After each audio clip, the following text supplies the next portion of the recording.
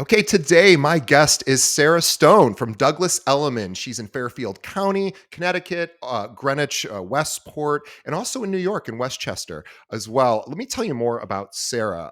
Sarah, this is really an impressive biography. So I really want you guys to clue in on this because we're going to touch about a lot of what I'm about to mention here. So Sarah was a top producing broker at Douglas Elliman's Manhattan office at 575 Madison Avenue for a decade. She was Rookie of the Year during her tenure there in Manhattan.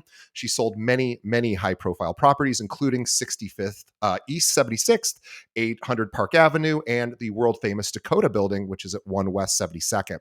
She has now taken her experience, knowledge, and famed sales experience and expanded it from New York into the Connecticut suburbs, specializing in the purchase and sale of fine homes in both Fairfield and Westchester counties. Sarah also has a fine eye for exterior and interior design. She's an expert in staging and decorating a home. She's resided and raised children in both Bedford, New York and Greenwich, Connecticut.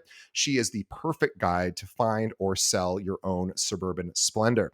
A former nationally ranked tennis player, which I would love to ask a few questions to improve my own game, Sarah spends her free time playing tennis and also pickleball. And I do want to talk about pickleball because the noise of it is my only issue with pickleball is noise, but it is a fun game.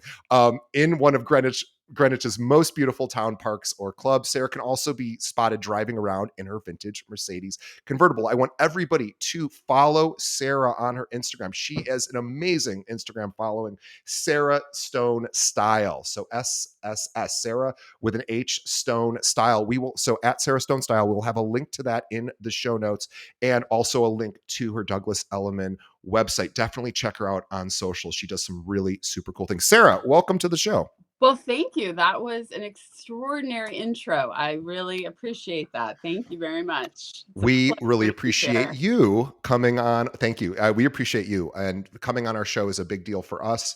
We know just how busy top producers like you are, and it's been the biggest and loveliest surprise for me as starting the show like 5 or 6 years ago, in thinking, oh, none of these top producers are ever going to have time for this, and yet here we are, like 500 episodes later, and still being able to get top producers like you to give us some time that I know is in short supply for you. So thank you, thank you. Um, Oh, absolutely. My pleasure. let's start at the beginning. So, how did you get into real estate and why? So, my journey to real estate actually started, I'd say, fairly early on, relatively speaking. I graduated with a degree in economics from Tulane University down south. And I at that time, my goal was let me get a job that will make me the most amount of money the quickest. I wasn't like, oh, what's my passion and what am I good at? And, not I was like, let me get into Wall Street and let's get cracking. Sure. And that's what I did. I worked for a mutual fund called Lord Abbott. That was my first one. Sure.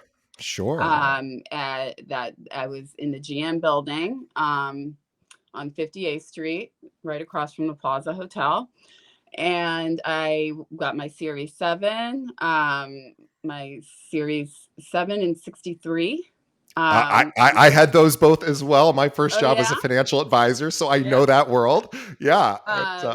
So I was working as I was working with regional managers to sell our various funds, and I Sure. did that for a little bit there, and then I moved on to another bank, DLJ, which is back from that's sort of a 90s, was a boutique kind of bank back then that was bought by Credit Suisse First Boston while I was there.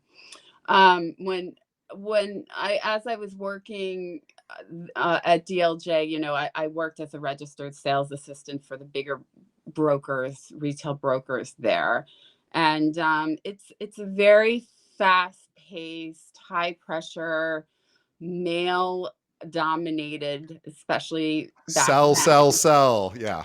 business. Yeah. And it's frantically paced, although, not to say that this business isn't. But it was just, it was something like, ooh, is this really, did I pick the right thing for me? And this is when my introspective examination of my thoughts and goals really and truly were. And it, this is another bit of a diversion, but I was always into, I wanted to be into acting, theater, modeling, and that kind of thing. So Sure. I said, okay, you know what? I'm going to try, I'm going to go for all that stuff. I'm going to go for my dreams, but the pay isn't so great when you're starting out. So I said, I'm going to subsidize that with, I'll sell some real estate on the side. I had gone through the process of renting an apartment in Manhattan, and I saw, I got a little bit of a window into how all that worked, and I saw I asked my broker a lot of questions, and in Manhattan especially, I mean, you're paying, back then you were paying a 15% commission to your broker as Yeah, a let's talk about renter. this. Let's pause for a second because this is a very important distinction. When Sarah's like, "Oh, okay, I really am acting, modeling. I want to pursue that, and I'll do some real estate on the side." What if you don't know if you don't know rentals in New York City? One of the things that she's explaining right now, and I apologize for being rude and interrupting, but I want to make sure everyone understands this. It's very different from pretty much every major market. Maybe Boston's a little bit this way too, but Boston and New York, I think, are the only two markets that do this, where oftentimes the Oh renter yeah, pays the commission, which is a tough sell, right? That is right. hard. Oh, by the way, I need an extra $5,000. Yeah, on top of, I mean, Yeah, New York on top City of first month, rent, last month. Yeah, first month, last yeah. month, and your security deposit, and here's another, 15% of it of a year's rent. So, yeah, definitely, it was something that I made note of when I was going through the process, like, whew, doing the math. Let's see if, and this is just rentals. I wasn't even thinking about the sales game then. Mhm. So I had a friend, I had sort of a connection at Douglas Elliman, and they said, Let's give it a shot, do your thing." And that first year I made 10 times what I made doing the acting modeling gig in real estate. So Amazing. I found that I really had a knack for it, and not only that, I enjoyed get because I just love New York City so much, and I Yeah. found that I really had so much passion for just checking it all out and getting to Yeah. know all the different neighborhoods, and like, how great is that? Like, my job is just kind of to cruising around the city and checking out all all kind, I mean, especially in those early days, you wouldn't believe, like, what I was, it wasn't all glamour, trust me. It was, I was trying, like, to sell this studio that was above a Subway sandwich shop that Sure. smelled like Smelled like bread all the time. that Subway bread. I still, to this day, It's burned into walk my I sense can't walk memory. into a Yeah. Subway. I can't do it. It just takes me back to, like, I was probably, I must have shown that thing over 50 times. So I spent a lot of time in that apartment. Um, but that's sort of like how it was definitely, the money was great at that time. And it was, I found that I really enjoyed it, and it was something that I was really good at. So I just sort of morphed more and more, making that into my full-time occupation. And so you really built your career in the city, and then you then made eventually made a move. And so essentially, I mean, it wasn't like you moved across the country, so it was neighboring, but still far enough away where it's a different world, at least a bit of a different world. And having to sort of start over essentially is in an incredible. It's almost like an attorney who passes the bar, in New York, and then all of a sudden it's like, I think I really want to live in Arizona. It's like, well, they now have to go do it all over again in Arizona. Right, right, right. And so you essentially had a similar kind of experience where you were moving from Manhattan, which is insanely a challenging market to be a realtor in, whether you're doing rentals, sales. I've interviewed tons of people, even from your firm, who work in New York. How challenging, of course, we all know how challenging it is, and then go somewhere else and say, "Oh, I'm going to like start all over," essentially. And again, I understand it's not completely starting over, but essentially it is. So that is even more amazing, is that you were rookie of the year in New York, and then back into the suburbs as your life changed. And so, what was that transition like going to a new market, a new area, and trying to build your business again? Well, I'm very grateful for my firm, Douglas Elliman, because the fact that they're the biggest mover of real estate in Manhattan, and they had opened up an Element office in Greenwich about 5 years prior to my joining. So they had nice established referral thing going on their own. I stepped in with a lot of pre-existing relationships with brokers that I had worked with in Manhattan while I was there. And while I was in the city, I should mention, I was, I worked in three different offices while I was there. I was at 575, but I was also on the Upper West Side for a little bit. I worked at 980 Madison for a little while. So I really got to know a lot of brokers, and in this business you'll find, I mean, people go 20 years in this business easy. So there was a lot of people that are still very much active in their careers that I had worked with back then. So it was I was very lucky to be able to light up those relationships and knock on, call people up and say, "Hey, I'm back in the game. What have you got? Let's go." And it was, the timing couldn't have been better, obviously, with the start of the pandemic and the major shift, the demographic shift that we all saw from the city to the suburbs. Yeah, that really was good timing. I'm Yeah. sure it was accidentally good for you, but Yeah. what Yes. what a Yeah. what a fortunate thing. And yet still there's still a lot of competition, of course, where you are, and there's a lot of great realtors, and so I'm assuming you were able to take a lot of the sort of habits and disciplines and that you learned, Oh, working in the yeah. city. I mean, I think, being a good salesperson is being a good salesperson. Like, you remember the Wolf of Wall Street, Sure.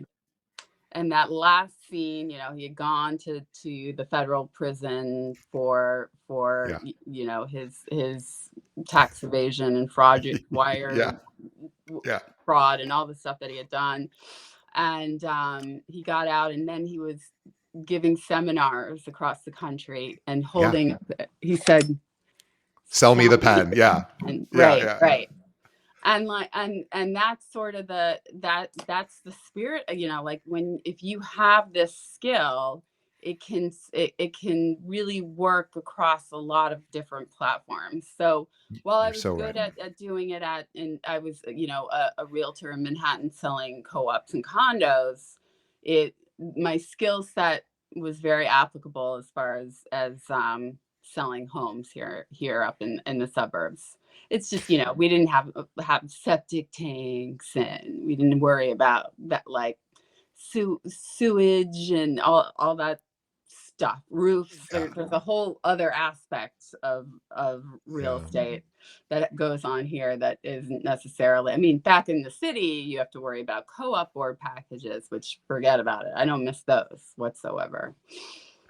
I always loved when my sister bought a condo, or sorry, co-op, in the West Village, many, many years ago. And my sister's kind of a little superstar in her own, in the industry she's in. And she was certainly more than qualified to buy this co-op. And she, they got the offer accepted. And this is like a million years ago, and I didn't know anything about real estate. She's like, oh, and now I have to go for my interview. And I was like, your interview? Oh I was yeah. like, what is that? And so if no one's ever dealt with co-ops before, you can obviously look this up, but there's typically an interview process to make sure that because co-ops are slightly different. It's ownership share. So everyone's kind of owning everything to a degree. So they want to make sure that you're not some total bozo who's going to screw everything up for everyone. And so oftentimes you do have to go in front of the board Oh and yeah. forget about that you put 100% down or whatever. They're not evaluating that. They want to make sure personality Yeah, wise that no, you're they not want a to know total joke. they want to know who your best friend was in second Yes. grade.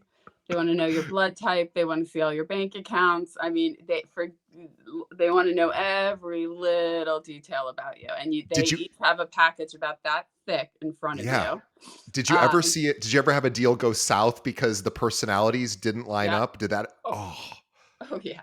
Oh oh yeah. brutal. It was. I learned that game very quickly. It was my very first one of my first co-op deals. I remember I was dealing with the building on the Upper East Side that was a very snooty, you know, consider themselves quite an established and Yeah, prestigious building. It was a sure. 50% down require you had to put down at least half.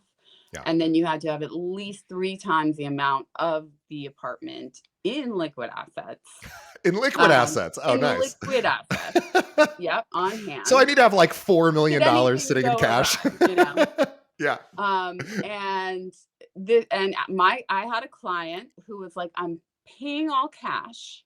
And P.S. I have $50 million in the bank account. Let's rock and roll. The board came back and said, okay, we'd like to do the interview in on July 15th. My client said, no, July's no good. What do you have in August? So that was all they needed. That was it. That was the end. They said, Sorry, you're not a fit. We need you to come in we're not July. interested. Yeah. Yeah. Amazing. That was it. They said, if that's how he's going to play it, forget. I mean, you have to, as though you're approaching, you're getting an introduction with the queen. I mean, that's how you have to think of it. Like, you have to Like, be so honored. You have to, like, if you've got plans in the kiss the south of ring. France, forget it. We don't care. Let's go. Like, Isn't that amazing? oh yeah, like It's when a they different call world. you, come. And I But learned that very quickly. Yeah. and you probably have to then prepare your clients for those interviews and say like, okay, here's some suggestions about like don't speak unless spoken to, or whatever, only give the right answer, don't whatever the same sort of thing if you're going in for like being deposed by the attorney's Pretty like, don't much. say Yeah. anything that you Right. don't ask. Just But be any like happy and yeah. affable, and talk about your golf handicap and the tennis match earlier that day, and that's about it. So moving out to the suburbs, moving away from the co-ops, the condos, more single family homes, and really kind of learning a new inventory. I'm guessing is going out there and really trying to learn that. Real quickly though, just curious, I want to go just briefly back to your Mhm. very first year doing rentals and maybe some sales in the city in New York. How do you think, or why do you think you did so much better than so many other rookies that year? Was there anything that you can say, I was really good at X, Y, or Z, or I just did things that other people wouldn't do? Just curious on what you thought made the difference for you. Well, for me, it was I worked as an assistant to one of the top producers, and a legend, and I was very lucky to work for this man. His name's Robbie Brown.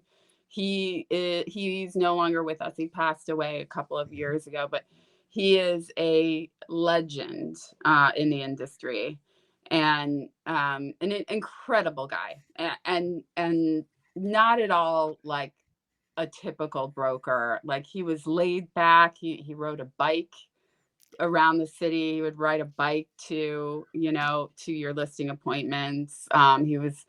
He was so cool and casual about it. But that was on the exterior. Meantime, he was hustling like nobody's business. He was a great networker. He went to every party. He went to the opening of an envelope. He was there. He mailed the world. He had people working for him that he just grinded. It just sent postcards out, blanketing the city with mailings. Like that age old adage that we love so much: if you throw enough shit on the wall, some of it's going to stick, type thing. This really applies when it comes to this.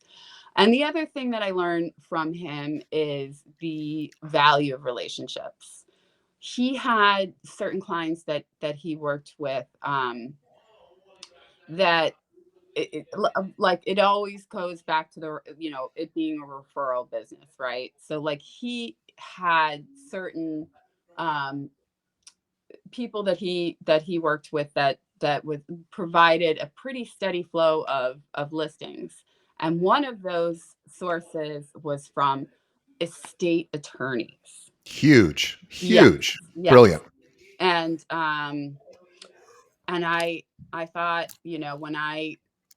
when I went out on my own, I emulated him to the T. And I first thing I did was I targeted attorneys. So smart. And and I and it didn't take too many. I had probably two or three estate attorneys, and I have one divorce attorney, kind of, that I really worked on developing those relationships with. I would show up in their office with lunch. I would bring donuts in the morning. I went around, introduced myself, dropping business cards, saying hello to everybody in the office. To the point where they started throwing me some listings.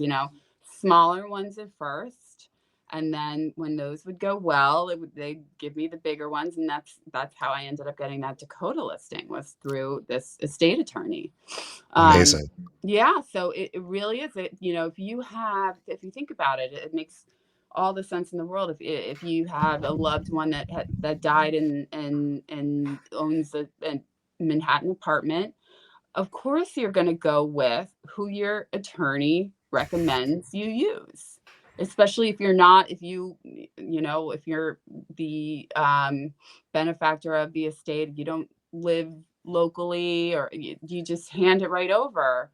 And so I would have to say that was really that was a critical move that I made, that differentiated me from the rest of my pack, let's call it, like, my incoming class.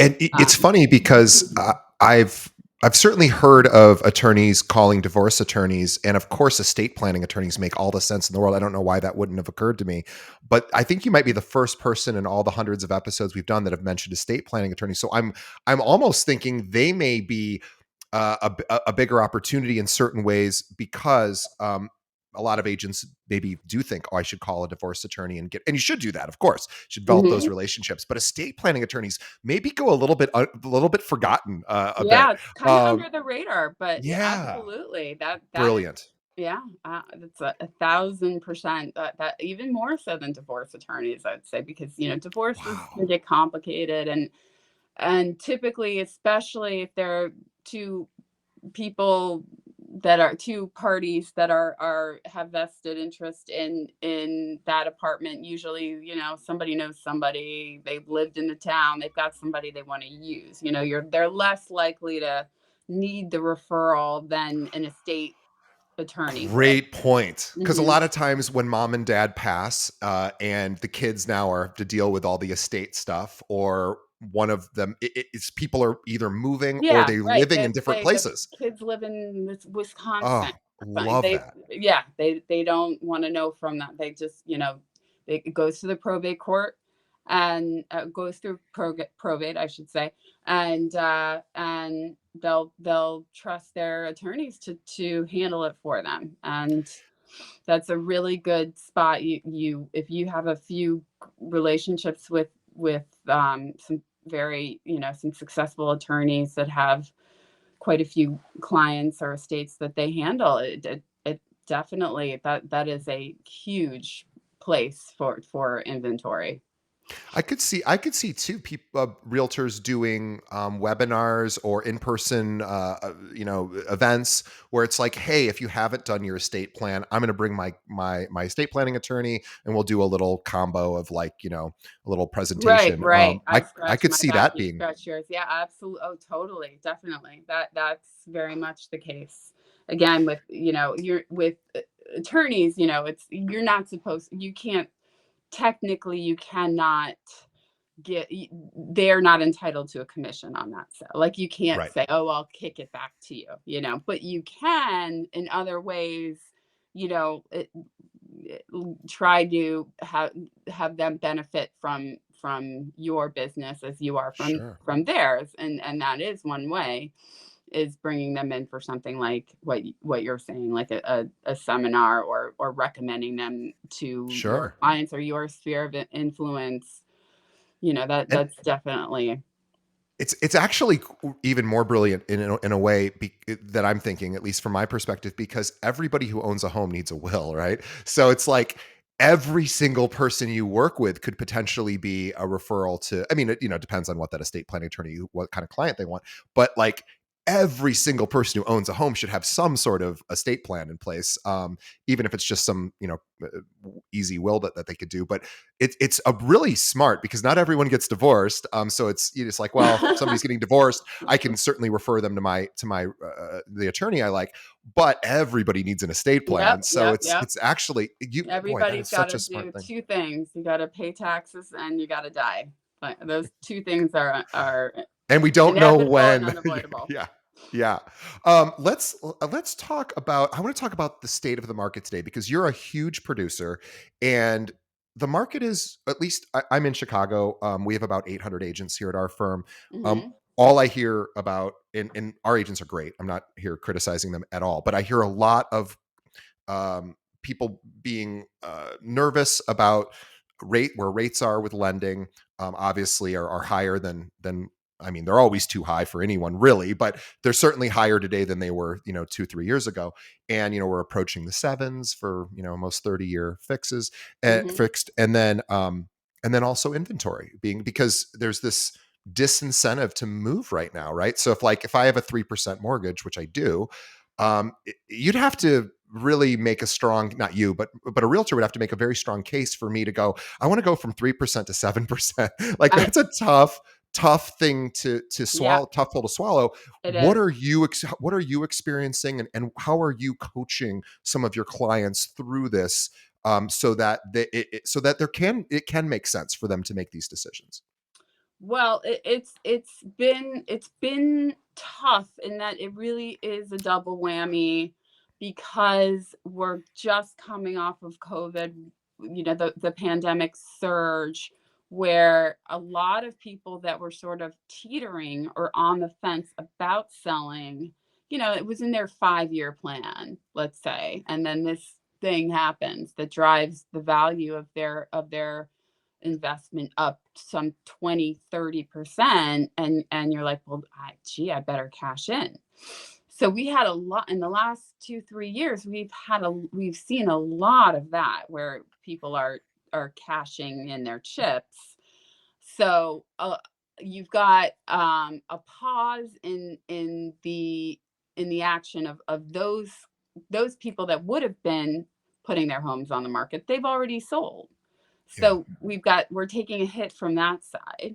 And then we're taking another from the interest rate side, because, like you said, I mean, people are sitting enjoying their 2-3% rates, but they're not seeing a dip in prices to incentivize them to, if they want to, downsize, get something bigger, if they want, we're just not, it's just not, there's no incentive for them to move unless you're moving to an entirely different area. um, or if let's say you're in a certain zip code because of the school system, and you want to move to a town where, or a different part of the country where the cost of living is much different. It's really like, it's not a choice. It's like you've got to move because of your job or because of a divorce, or it's just one of those instances. So we're really suffering with the inventory, and buyers are frustrated. It's a really tough time. I mean, I can't even imagine, you know, I'm working with buyers right now that are in, I've got buyers that are in the 5 million plus range, and then I've got several buyers that are in the like 1 to 3 range.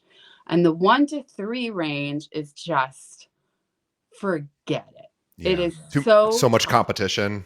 so much competition, and they're going in, they're putting in offers, they're waiving contingencies, mortgage contingency, appraisal contingency, inspection contingency, forget it. We'll pay all cash, we'll close when you want, we'll put a statue of your family in the backyard for the rest of for the end of time for us to worship at your feet. I mean, but you're going against 30 other applicants. Like you are in a bidding war amongst, there are literally we're going against 20, 25 different bids. So how do you win that? I mean, it is so, so tough.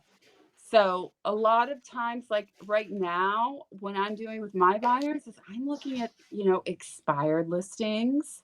I'm looking at, I'm knocking on doors. I'm trying to go off market, because once you get involved with all of that craziness, when you are first 2 4 weeks to market on the MLS, if you're priced appropriately, it's going to be a madhouse.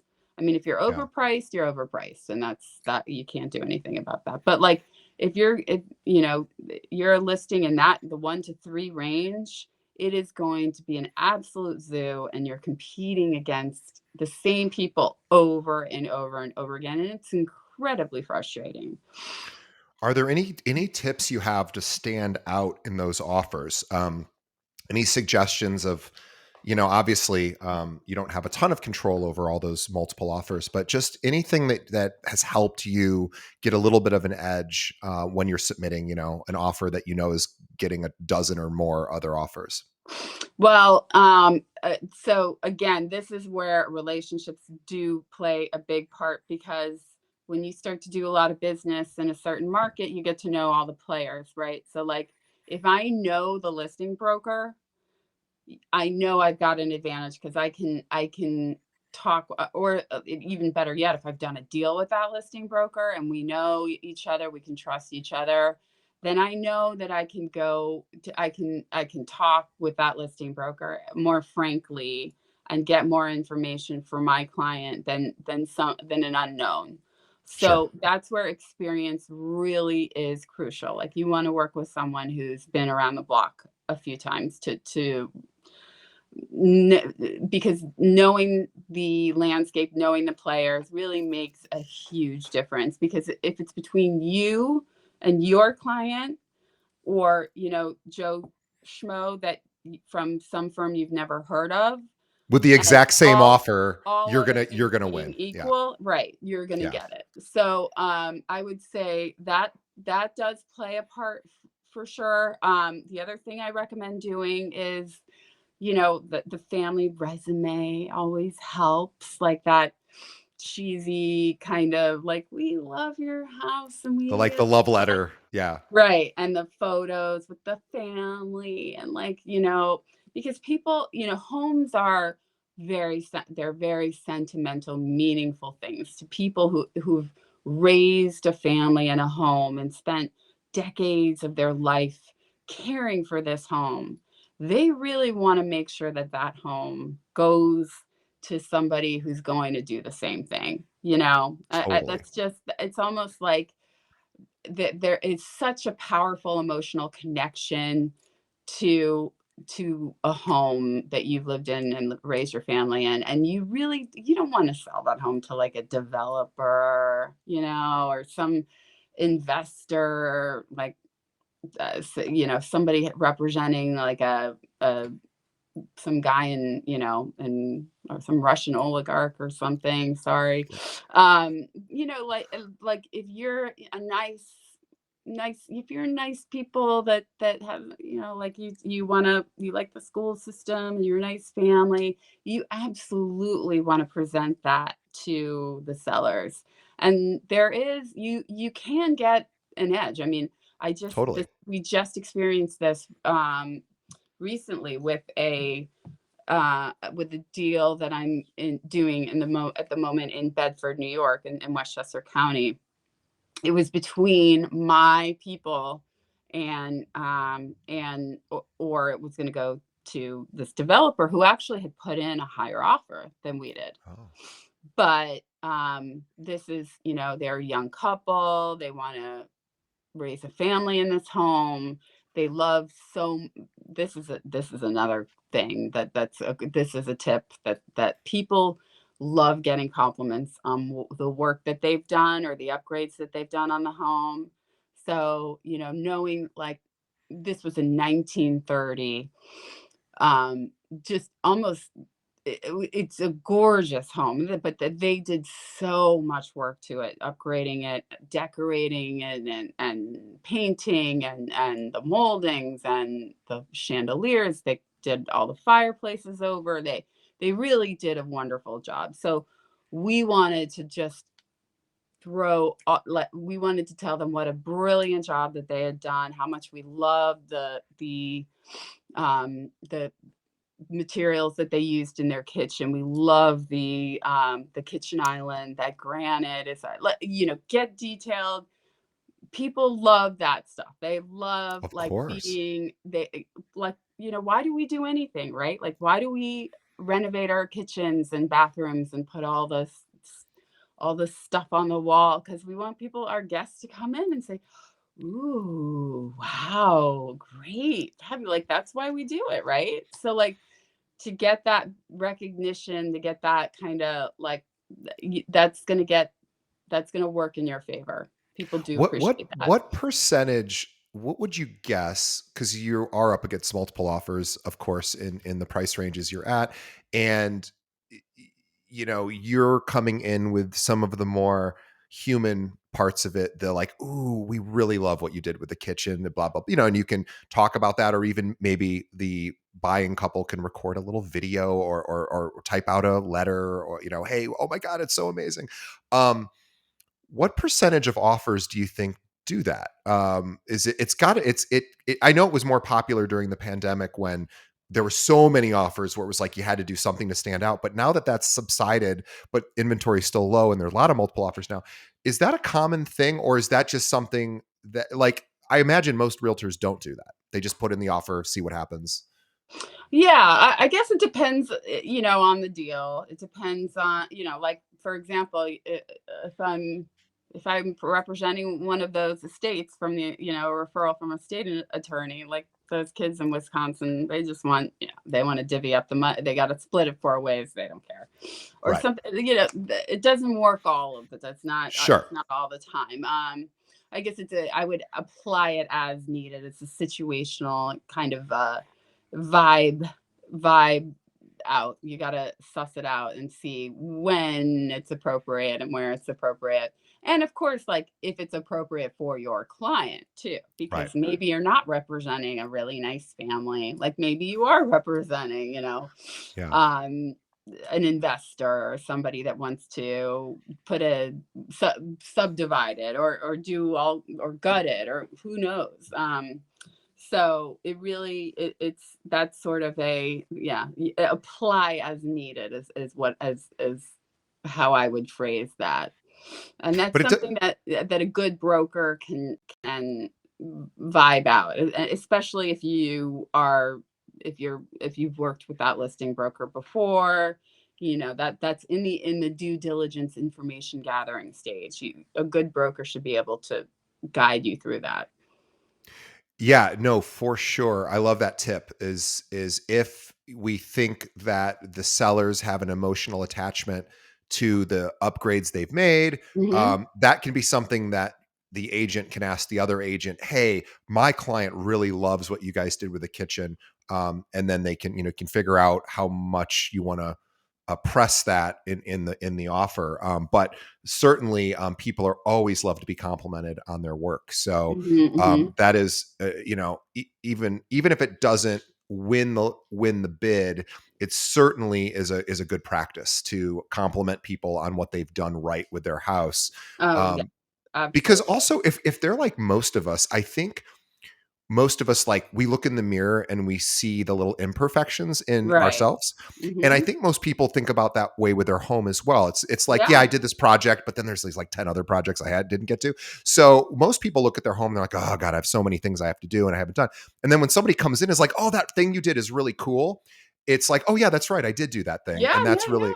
it's a That's nice very little reminder. yeah, I mean, a home your home is an extension of yourself. It is a representation of yourself, absolutely. And Yeah, just like you said, when we're living in it, we don't see how yeah, fabulous we look and see the flaws, and we think everyone's going to come in and say like, oh, that is like the wall color she picked. Oh, like that. I remember when I first got my first apartment on the Upper West Side, and I stained the floors really dark. So it was like this pre-war apartment, and like the walls were this really high ceilings with like these moldings, beautiful, like a classic six apartment on the Upper West Side. And I stained them like I just went for it. I stained them like ebony colored, so yeah, really shiny and kind of contrasted the white walls and everything. But of course, I was like, oh God, is it too dark? Like, did I yeah. pick the right shade? And I Sure. remember like I would walk in to get my first impression of the place, and then walk back out, and then walk back in to like get a fresh, like, I probably did that 20 times. And my husband at the time was probably like, oh my god, she's totally gone berserk. But it was that first friend that came over. I remember her name's Eve. We went to college together. She came over and she said, I love your floors. And then you never had to think about it again. And it was like, oh my God, God bless. Like, Yeah. yeah, it just, yeah, you need affirmation. We all love and need affirmation. Well, I have an all white condo. Everything's white or in like white and black. The fixtures are black. But like the countertops, the floor is light. All the walls are white, and I can't wait for like 10 years from now. Somebody will walk in and go, "What were they thinking?" Because everything changes. At some Oh point, yeah. like the all white thing will just not be cool anymore, and Hmm. everything is going to look goofy at some point in history. So it's funny. I'm looking forward to that because I remember when I bought my condo before in 2005, and we were doing certain things with granite, and that was real popular. And now it's like we look at those goofy granite, some of the goofier granite colors. And we're like, what were they thinking? It's like, no, that was in back in 2005, and now the white thing has kind of been in for the last 5 years, and it's probably on its Yeah. way out Then it was that, at some yeah, the point. bleached floors. Yeah, That had a run yeah, where it was like, those like bleached wood, and like yeah. Nantucket kind of shingles, and like everything's just like been in the sun for too long kind of look. Right, right. It is funny, but it's important. I think agents sometimes forget that like there are real, if you're representing buyers, there's real human beings on the seller side. And if you have a good relationship with the listing agent, and that's where it's really important to play nice in the sandbox, right? It's like always, Oh and yeah. look, I know, especially I think women get, I mean, I don't want to generalize based on gender, but I think women get this much worse than men, is that there's just a lot of jerks that are realtors in the industry too. And I know a lot of women who are very successful in real estate who are like, you would not believe the way I get spoken to by other realtors on a regular basis. Like Oh yeah. you see, you're nodding your head. And it's like, well, who could ever be mean to Sarah? She's like a lovely, sweet person. Oh, she has to deal with this too. And the reality of it is, it only is ultimately going to hurt the other agent if they're a jerk to you, I because you're not going to know. forget that. Yeah. Right? I mean, there especially like the whole like listing broker buyer buying broker dynamic. Like, if you're the listing broker, you are, like, too cool for school. Like, you are, you should be grateful if you get a return phone call from the listing broker. Yeah, like, it's just that's the market that we're in right now. It's a seller's market, right? So, like, if you wanna be on the sell side, and, like, we're all the buyer's side, we're all sweating away and like, "Please, can we show it, please?" "Oh, you'll let us," like, you just have to be so nice and, catch more flies with honey type thing. And the listing broker stuff, it's like, can we just lose the attitude? Like, it's just like, please, I don't understand it. Like, it's one of those, like, when there's like an event for a cocktail for brokers or networking event for brokers, and people are like, why am I going to go to that? I don't want to meet a bunch of brokers. Like, I'm not selling to brokers. And it's like, no, you go to all those cocktail parties, you meet everybody, you handshake, you throw cards out, because you never know when that relationship is going to be important. And the bigger Yeah. your network, the more that business it's going to inevitably build. If you put it out there, it's going to build. Yes, and you could not be more accurate there, and I've just heard that said over the years on the show by just about every person we've ever had on is be really nice to other agents, and also realize that other agents might be having a bad day too, and give them a bit of grace when they falter, and maybe are less than professional, even though that's never acceptable to be less than professional, but it happens, and it's one Oh, of yeah. those things where the top agents I know kind of learn how to grin and bear it a little bit more. It's not quite as personal to them when somebody's awful to them, and obviously that sucks where to ever have somebody be awful to anybody. But this idea of like, I'm just going to catalog that, I'm going to remember that, and maybe in the future that maybe won't serve that person that was crappy to me, maybe Oh, oh, yeah. but I it, and we all Karma want. karma happen. It's a karmic It does. retribution. It happens, and especially, in a market like Greenwich, where, it's a big market, but there are a few very strong players that you'll see again and again. And that the beauty of our business too is, like, a deal has a beginning and an end, right? Like, you can tolerate anybody for it through the length of time that it takes to sign a contract and get to a closing. It's not like you're going to have to go to a 9 to 5 job and see this person every day for the rest of your life. Like, when the deal is done. And that's what I love. I love, like, the sense of completion, of achievement, of finale. It's over. So you can move on to the next one, but you just need to make it through, that can make it keep everybody happy till we get to the finish line. I agree. I think that makes all the sense in the world. One thing I wanted to mention, because I know we're kind of coming up on near the end of our time. I was thinking about your what you're I know I wanted to ask you, it was about what you do in between your deals. So you just talked about, like, there's a beginning and an end to the relationship. Some clients are easier to work with than others. Some you're like, I Mhm. can't wait to be this person's friend forever, and others are like, that was a nice experience, and we don't need to keep communicating. But what do you do in between those transactions so that the clients don't forget about you, right? Like, obviously you can't be friends with everybody, but are you doing, because if somebody's only really utilizing you every, let's say, 5 to 7 years, or whatever the cycle is in your Mhm. area, Mhm. what are you doing so that they don't forget, oh, who did we use 5 years ago? Not that Oh, you're yeah. forgettable, you are not forgettable, but let's assume that Oh, we're all thank forgettable. you. We're all forgettable. Oh, for sure. And so, we what are you doing to make sure your clients don't forget you? I mean, you got to do all the stuff to stay top of mind, right? Like, we all know the stuff. It's just there. It's not, this is the gritty pain in the ass stuff that it's all like, we're not looking forward to it. We don't love coming up in your inbox all the time and being so annoying, and videos and, like being in your face type thing. But it really, it matters. It's important. Like, you have to stay top of mind, and that means continuously marketing yourself, reaching out, to your network, blasting out those emails, sending postcards.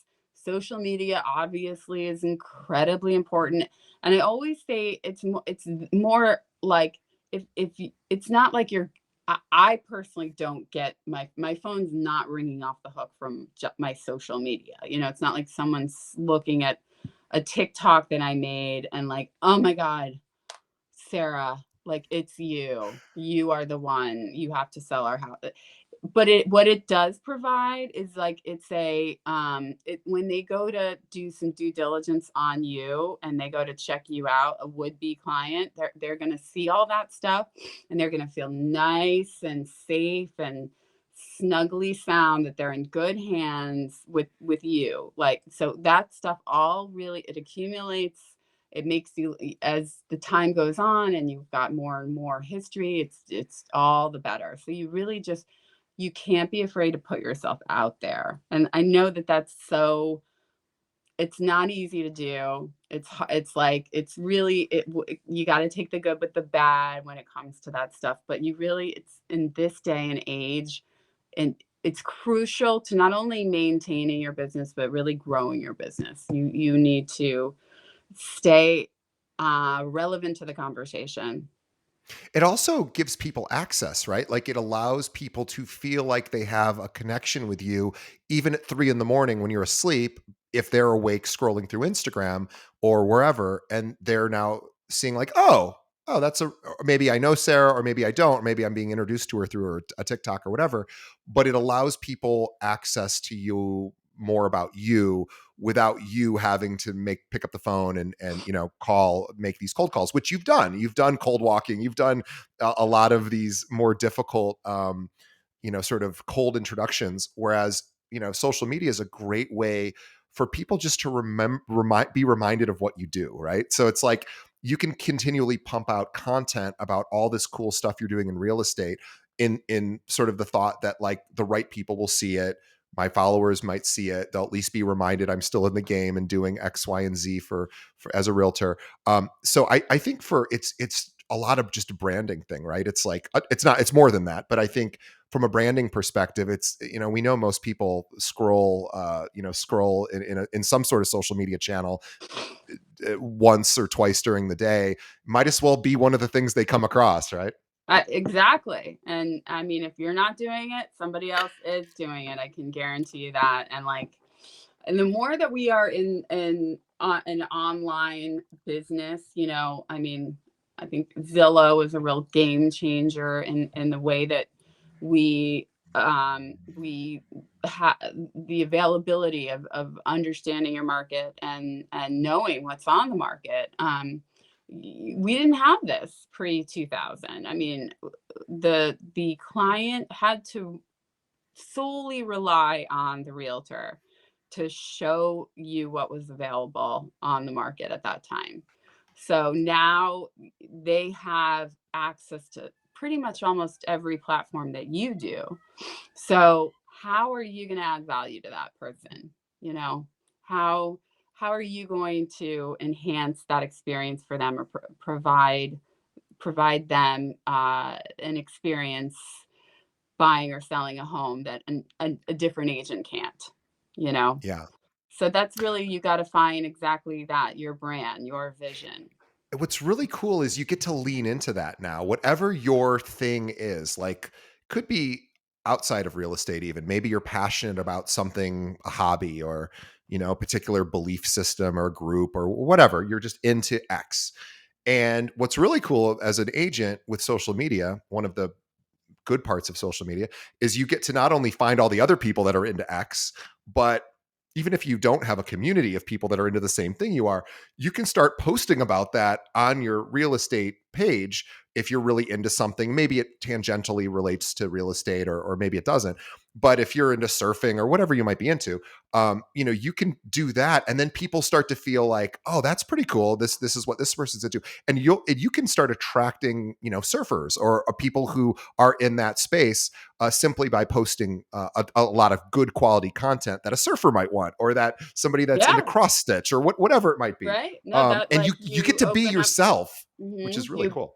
blow open that entire different demographic that you wouldn't have had access to. Yeah, And that's like this job, you're always working, even when you're socializing and just generally having fun, like you're working. You're always you're meeting people, you're interacting with people. It's an opportunity to let that person know who you are and what you do.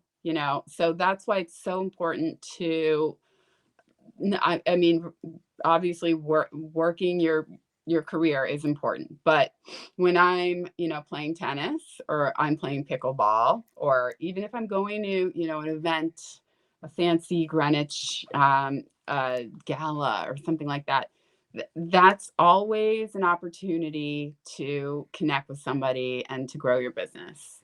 So, like, it's a kind of a cool way to not feel guilty sometimes. Like, sometimes when, you're doing something that's not work, work, work, work, you're like, oh, but really when I mean, I've gotten a lot of business from playing tennis because sure, we women love to chit chat when we're playing a doubles match. Like, we're on the changeover, and like, who doesn't love to talk about real estate? sure. Like, And so everyone's got to live somewhere. right, and, like, it's so easy to casually be like, "Oh my god, you guys, the showing that I had earlier today, let me tell you," and they'll lean right in, they wanna know, and my goal is always to make sure not don't ever leave any social situation without them knowing that I'm a realtor. Like, that's Right. all I have to do. That's It's all you have to do. Agreed. I don't need to push it down there. I don't need to ram it down their Yeah. throat and ask them where they live and are they interested in selling in the next 5 years. I all I need to do is have them register that somewhere in their peripheral that, oh, I played tennis with this lady and she's a real estate broker. And you just don't know how that's going to germinate. You just have Yeah, to and plant and it that might seed.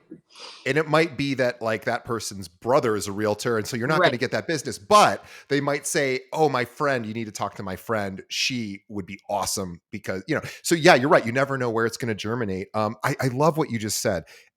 Your job is as a marketer, part of being a realtor, is to make sure that everybody who you come across, that you interact with, understands what you do for a living. It does right. Pushing is always, to me, I'm not a big fan Yes. of people who push things, but It's I, so but I off-putting. want to know. I want to know what all of my friends do. I want to know where they work. Like, I have an interest in that. When I meet somebody, oftentimes what they do for a living might be the least interesting thing, but I still ask, and I still am like, oh, what are you into? What do you do?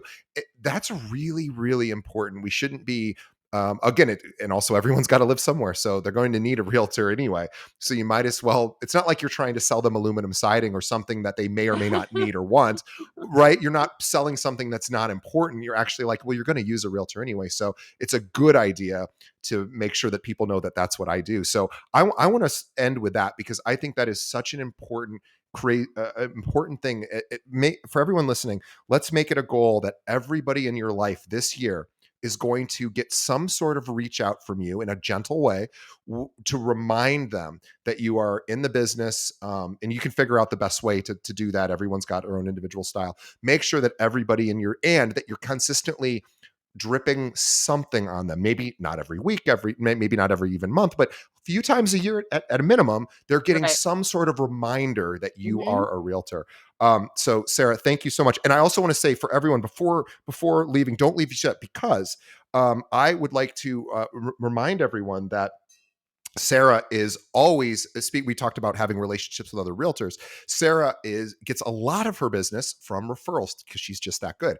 So if you have any clients that are moving in and out of Connecticut, even parts of New York, It doesn't even matter where. Just reach out to Sarah. She can't help you. She'll know who to refer to, but she would love to connect with you specifically around, Connecticut, parts of New York as well. So we're talking Fairfield County, Greenwich, Yep. Westport, Fairfield Westchester. County, Westchester County, right outside the Yep. city.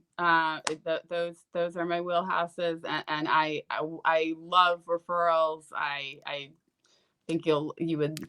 I never chintzy with referral fees. Well, And and Sarah's clients oftentimes have other homes elsewhere or move. So if you are in an area that people maybe retire to, yeah, especially or Florida. I've got yeah, Florida is tons the in big one. Yeah. Florida. Hmm. So let's this is a two-way street sort of scenario. So definitely reach out to Sarah. Also, if you're a realtor in Connecticut and you're like, God, I would love to work with someone like Sarah. I would love for her to be on her team and learn from her. She learned from one of the best. You can learn from her. She's one of the best now. So now obviously she's she can't take everyone, but if you think you could add value to her team, or if you think she could add value to your business, reach out to her. This is let's build a relationship. So Sarah, if there is another realtor who wants to connect with you either for a referral or maybe they're interested in looking at Douglas Elliman or your team, what's the best way they should reach out to you? Well, they can find me on my Insta, which is at Sarah Stone Style. And if not that, my cell phone, my email, which I don't know if you can provide that in the notes Sure. from, but Go. but Yeah. always reach out. My website is elliman.com/Sarah Stone, and there I will be. And I would love to connect with as many listeners as I possibly can. And really, this is fun. I would love to do this again sometime, DJ. Totally. It's a total It, pleasure. I could chat with you all day. So Yeah, it was so much fun. So everyone, definitely follow Sarah on Instagram, Sarah Stone Style. We will have links to her email, also her website on in the show notes. So please feel free to connect with her. She's super easy to find. And make a connection with her and let her know what you thought of the episode. And also, maybe you guys could do some business together. So, or maybe you could join her team. So, anyway, Sarah, thank you so much for your time. Sarah is a huge superstar. We're so grateful to have you on the show. So, on behalf of the audience, thank you. oh, And my on pleasure, behalf really. of and we want to also thank the audience too. So on behalf of Sarah and myself, I want to say thank you for listening and supporting our show. Support our sponsors. Thank you for watching and listening. Please just tell one friend about this show. That's the only thing we ask. I guarantee everyone listening knows one realtor that could use a little bit of help this year. It's a tough year for realtors. So let's send them a link to this episode. Maybe it'll help them get to the next level in their business. So Sarah, thank you so much. We will see everybody on the next episode. Thanks, Sarah. Pleasure. Thank you so much.